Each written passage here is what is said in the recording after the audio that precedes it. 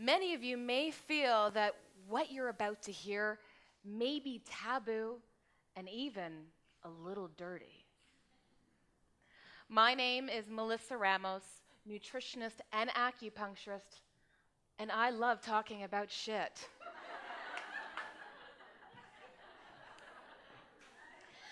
From rabbit poop to pencil thin poop and logs that look like a baby's arm, I think it's crucial to realize the importance of opening up your brown star and having a healthy bowel movement. Why? Because what's in your toilet bowl will give you great insight on what's going on with your health. But here's the thing.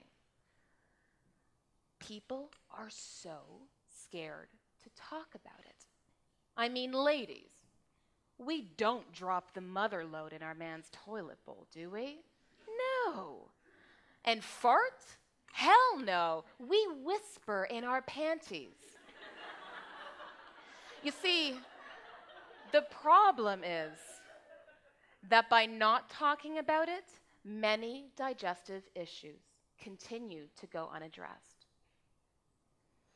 You see, it's made people public poop phobes, prairie dogging it and holding in their poop until they're able to go home. You know you might be one of them. Able to go home until you realize, I've missed my poop window. But realize this, every single time that you hold in your poop, you have blood capillaries that are attached to your large intestine. And that sucks up a bunch of the toxins and it gets reabsorbed. So in other words, your body is essentially drinking your poop. Right? Makes you kind of second guess that, eh? So, I've seen patients that have had sinus infections, weight issues, acne, depression, hormonal issues like polycystic ovarian syndrome, endometriosis, and more. And you know what I realized was that there was this one common denominator: digestive issues. In fact, you would be surprised at how many people would never consider themselves constipated, despite going a couple of times a week or every other day. In fact, you may be one of them. I know I once was. I was in my late 20s, and I had just purchased a home about 8 months prior, and I was engaged to be married. The thing was, the one secret I didn't tell anybody that I was holding in, I wasn't in love. So, sure, I was exercising and eating well, but I was lucky if I went to the bathroom even a couple times a week. So, after having several eat, pray, love moments of quietly sobbing on the bathroom floor, I decided that I needed to let go. And so I did. I left my fiancé, I sold the house, and I moved back to the city. I let go. And you know what happened? My bowel movements regulated. In fact, I was making up for lost time, if you know what I'm saying. So, what happened here, right? Well, let me explain this to you from a Chinese medical viewpoint. The lungs in Chinese medicine house the emotion grief. And we've all heard of the saying, have yourself a good cry, because you know what? When you do, it can be very cleansing. But the thing is, when we suppress emotions, like grief, for example, it's a stuck energy that lodges in the lung. And according to Chinese medicine, it will end up filtering, that stuck energy, filtering on down to its partner organ, the large intestine, and it gets stuck there. You see, from an emotional standpoint, the large intestine is responsible for releasing toxic emotions. So, when we don't express emotions, we become constipated. A 2008 study in the Neuroendocrinology Letters revealed that people who were anxious and depressed had higher rates of constipation. In fact, there is nowhere other than your brain that has more neurons on it than your large intestine. And researchers have known this for decades about the mind and the gut connection. And it's the reason why that our digestive system has also been touted as the second brain. Now, let's face it. How many of us here have ever experienced some sort of emotional bout and your digestive system starts to take slack, right? I mean, whether it's a heartbreak or, I don't know, maybe you lost your job or something work-related that had you running to the bathroom with loose bowel movements. Or maybe your tummy grumbled and gurgled right before you were out to do a TED Talk. Right? So there's this lovely thing called stress, and many of us are very familiar with this.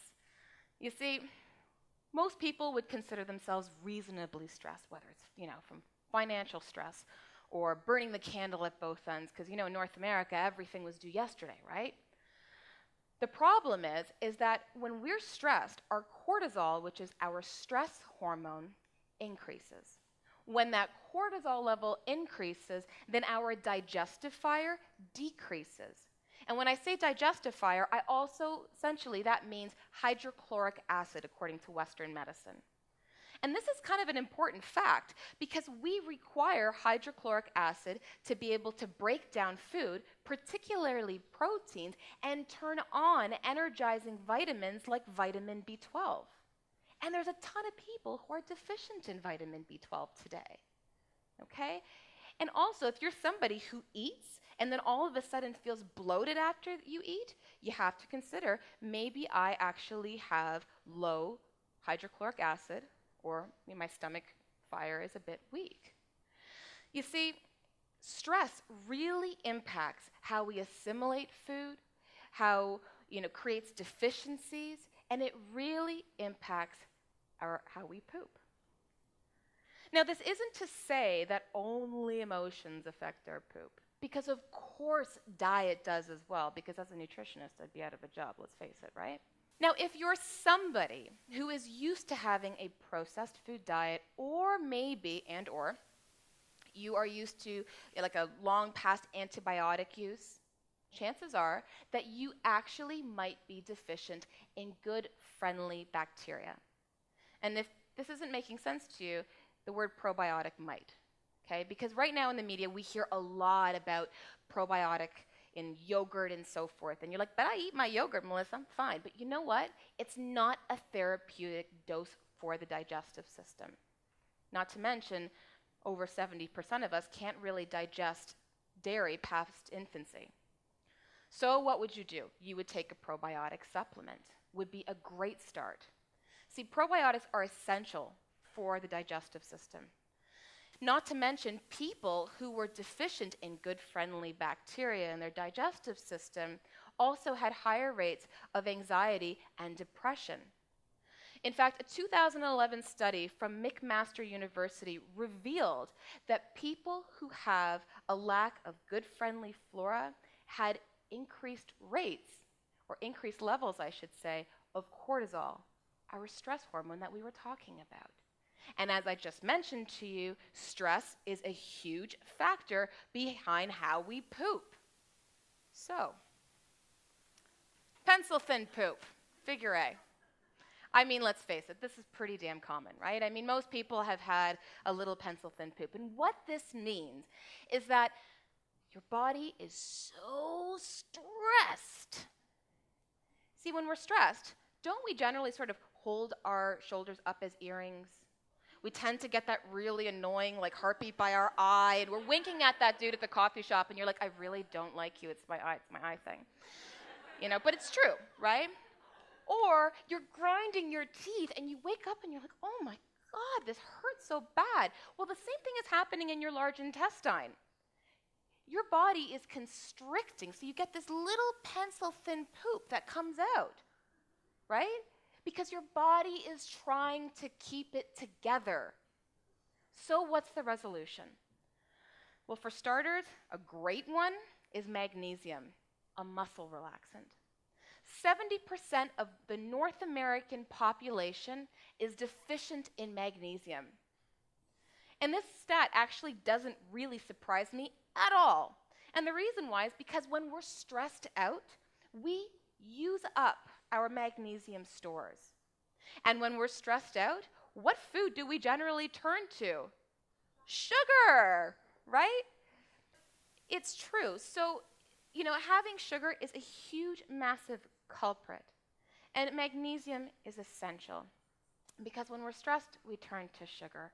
And then when we have the sugar, then we end up constricting and we get stressed, and then we have the pencil thin poop, and it becomes this massive vicious cycle. Next, rabbit or pellet poop.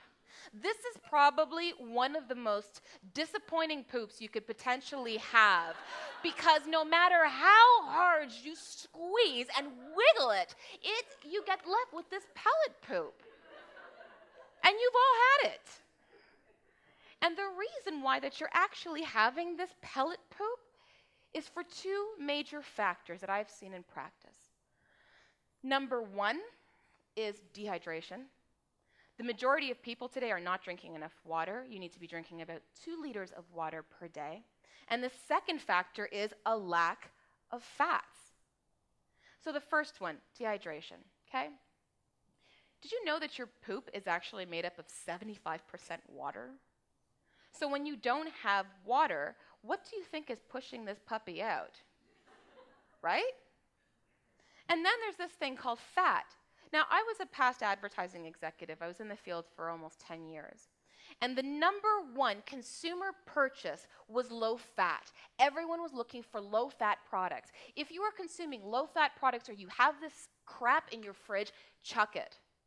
Because you need fat. You require fat to manufacture hormones. Your brain is primarily made up of fat.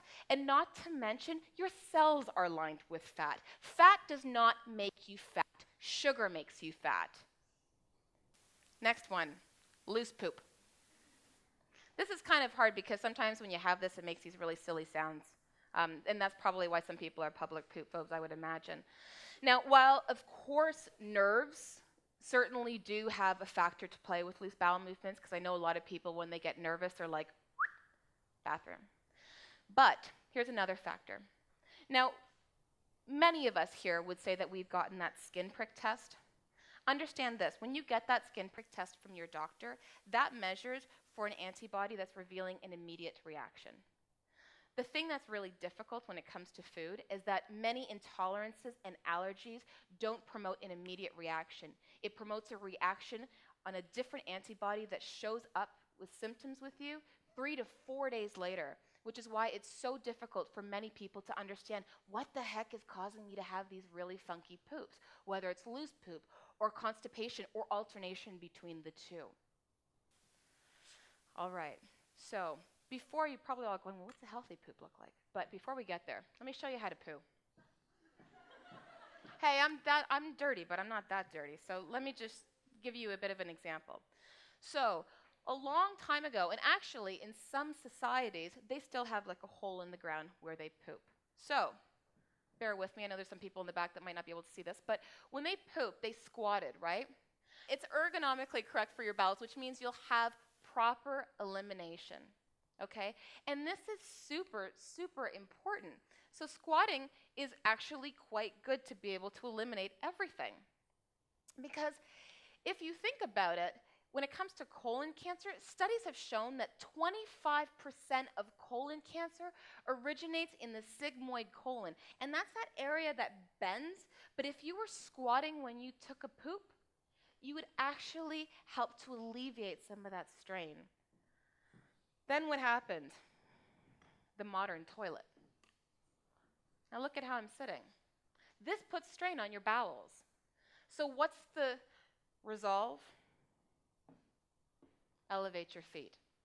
Now what I would say to you is that you would probably need a step stool that's a little bit higher than the one I have today. A wastebasket is fine. You can put your feet on either side of it. I'm only using this because I have heels on, and I would assume that you're probably not using your heels when you're going to poo. Right? Unless you're really fancy. All right, so a healthy poop. Let's break it down. So a healthy poop should look chestnut brown. And I literally could do an entire talk on various colors, but obviously I only have a certain allotted window here. It's also easy to go without strain. You shouldn't be feeling like you still have to go after you're done. If that's the case, then there is still some digestive issues going on there. It should look like a dog's tail is the way I say. Looks like a dog's tail rather than a baby's arm. And people go, what the heck are you talking about? A dog's tail meaning it should be smooth, not the pointed tip. I don't mean that. I just mean it should look smooth. A baby's arm, like, is kind of chubby, right? And that would signify to you that you need some water. And it's essentially form-fitting your colon. That's why it's got those bumps on it. So smooth like a dog's tail. Also, you should be wiping no more than 3 times. And I'm surprised at how many practitioners don't ask this question. But it's really important. And the reason why is because if you're wiping more than 3 times, and don't tell me you're just doing it for good measure, because really by the 3rd wipe it should be clean. It's because that you have too much mucus in your colon.